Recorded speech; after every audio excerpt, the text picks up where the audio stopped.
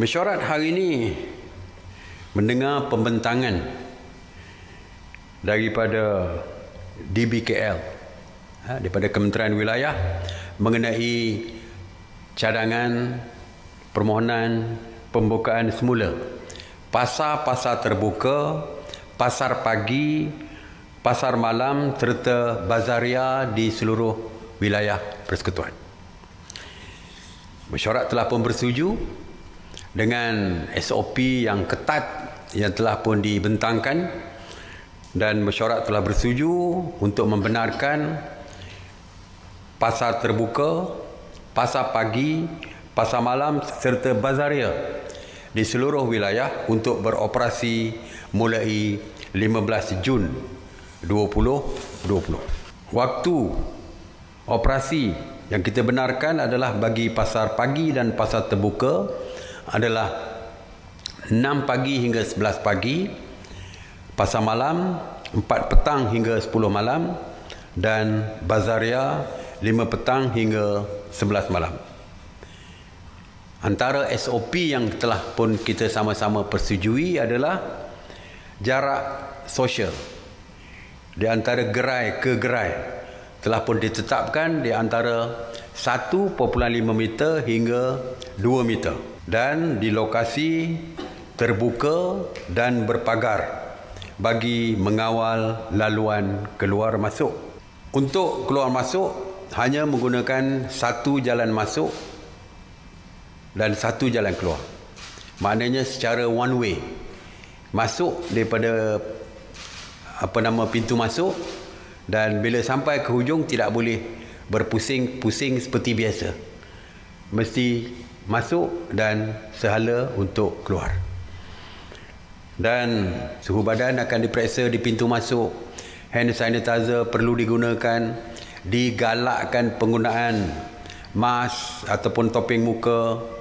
Dan peniaga-peniaga yang menjual barang makanan dan sebagainya tidak boleh membuka menyediakan meja dan tempat makan, tetapi hanya boleh di take away sahaja. Banyak lagi SOP lain, termasuk SOP peniaga, keluasan meja dan sebagainya, semuanya terdapat di dalam SOP yang dikeluarkan oleh DBKL ini.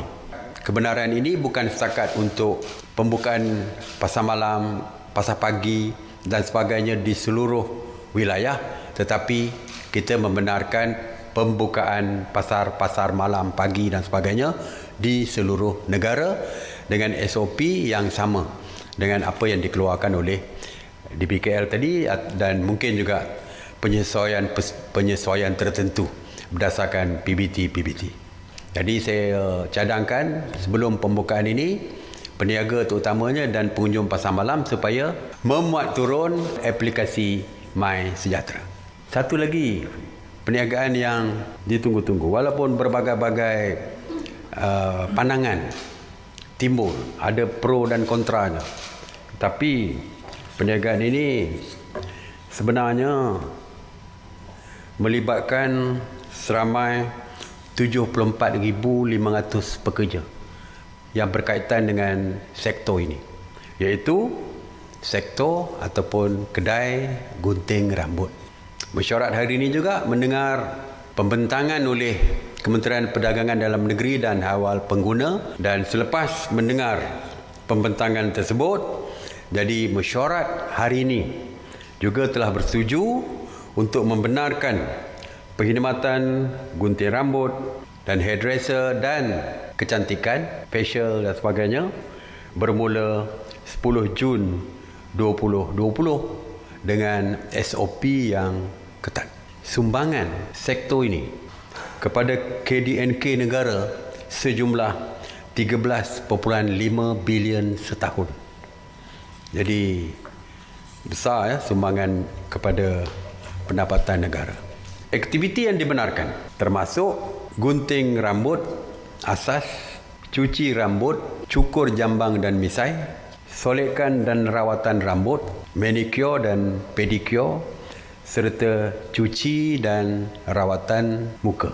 Bagi golongan yang berisiko tinggi, yang berusia 60 tahun ke atas, proses Guntingan adalah diwajibkan secara temu janji dan tanpa kehadiran pihak-pihak lain sewaktu proses tersebut. Dan kita juga meminta supaya ditetapkan waktu untuk mereka yang berusia emas, warga emas ini. Begitu juga dengan kanak-kanak di bawah umur 12 tahun. Dibenarkan tapi perlu memakai alat pelindung diri serta penutup muka dan apron pakai buang. Jadi antara SOP yang dikenalkan yang perlu dipatuhi termasuk pemakaian face shield dan apron bagi penggunting rambut dan juga yang terlibat dengan facial dan sebagainya. Mereka juga perlu memakai glove yang akan ditukar siap pelanggan. Bertukar pelanggan mesti bertukar glove tersebut. Setiap pelanggan mesti memakai apron yang boleh dipanggil dipakai buang tersebut. Dan ini adalah antara yang kita persetujui. SOP yang lain seperti pemakaian topi muka, pemakaian sanitizer, hand sanitizer, cek setiap yang datang dari segi suhu, begitu juga dengan mengambil nama pelanggan dan sebagainya seperti biasa. Itu adalah SOP biasa yang perlu dipatuhi oleh setiap kedai gunting rambut dan kecantikan ini.